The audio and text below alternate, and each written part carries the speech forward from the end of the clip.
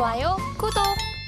결론부터 엿듣자면 남은 기간 중에 이 FOMC가 악재로 작용할까요? 호재로 작용할까요?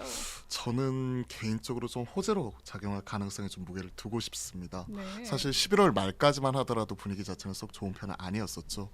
그러던 것이 지금 12월 1일을 기점으로 확실하게 분위기가 180도 달라졌다라고 말씀드릴 수 있을 것 같아요. 사실 그 전까지 연준 위원들 입에서는 기준금리의 상단을 7%까지 높여 잡는 모습이 나타났었고, 대다수 의원들 입에서는 좀 매파적인 발언이 많이 나왔기 때문에 시장에서는 이에 따른 우려감에 오히려 조정이 나왔었다면, 확실히 파월 연준 의장의 연설 이후에 시장은 180도 달라진 분위기를 빠르게 반영을 하고 있는 것 같습니다. 최근에 CME 패드와치에서도 최근 50bp 금리 인상 확률을 현재 80% 이상으로 지금 바라보고 있는 상황이기 때문에, 사실 시장이 12월 달에 그동안에 4차례 연속된 자이언트 스텝에 이은 확실히 이번에 빅스텝으로 속도 조절에 대한 가능성이 어느 때보다도 커져 있는 상황이고요. 이러한 분위기를 반영을 해서 시장이 지금 현재 녹여내고 있는 상황이기 때문에, 저는 오히려 이번에 FOMC가 너무 우려 섞인 부분에서 걱정할 필요는 없겠다. 그런 측면에서 보게 된다면 증시에서는 호재로서 작용할 가능성, 이 부분에 좀 더 우리가 집중을 해봐야 될 것 같네요.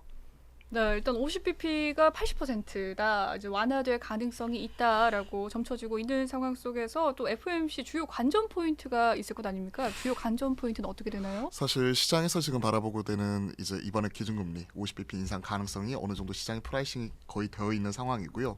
그렇게 되면 이제 그 다음에 대해서 고민을 하는 거죠. 우리가 이번 파월 연준 의장 연설을 통해서도 확인했다시피, 기존에 우리가 얘기했었던 5%에서 5.25% 이 밴드 상단이 이번 점도표를 통해서 얼마만큼 높아질 것인가 하는 부분을 좀 더 확인을 해야 될 것 같고요.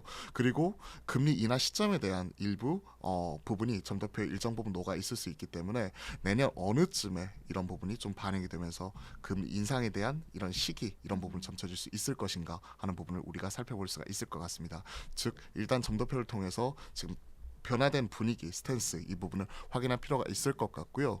두 번째로는 내년 경기 전망, 이 부분이 파월 연준 의장의 입을 통해서 어떤 식으로 표출이 될 것인지 하는 부분을 같이 확인해야 되겠죠.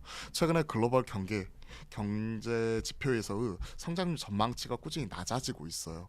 사실 우리가 기대했던 게 이거였잖아요. 코로나 지나간다. 지나가고 나면 리오프닝 되면서 경제는 이제 활성화될 것이다 하는 기대감이 있었다면, 이러한 부분이 사실은 수면 아래로 완전히 좀 내려가는 것 같습니다.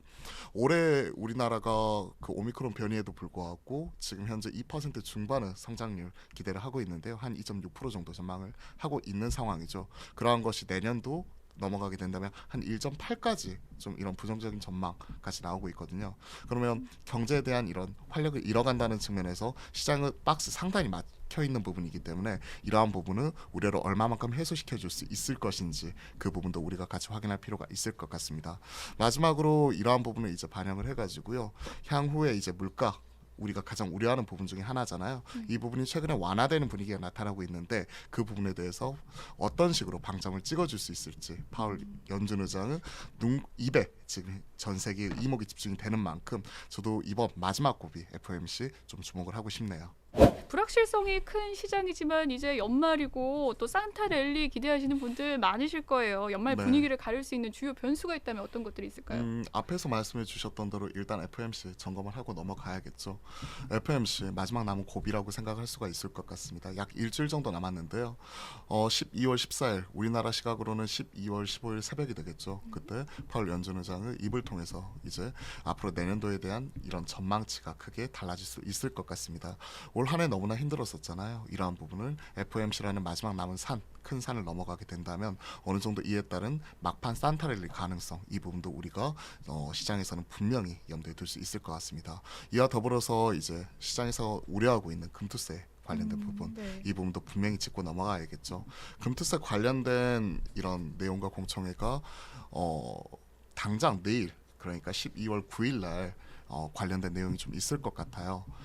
그래서 금투세가 유예가 된다든지, 폐지까지는 바라지도 않거든요. 네. 사실 유예되는 모습만 나오게 된다면 어느 정도 증시에 대한 이런 불확실성 일부 해소가 되면서, 그 외인들이 주도하고 있는 이런 코스피 대형주보다는 코스닥 중소형주, 기술주, 성장주 중심은 강한 랠리가 또 12월 달에 기대해 볼 수가 있는 부분이고, 올해는 실정되었던 1월 효과, 연초 효과, 이런 부분까지도 같이 가져갈 수가 있는 부분이기 때문에, 이런 것들을 생각을 해보게 된다면 막판 FOMC와 금투세 관련된 이런 변수 넘게 되면 분명히 산타 랠리 이 부분을 올해는 좀 기대해 보자.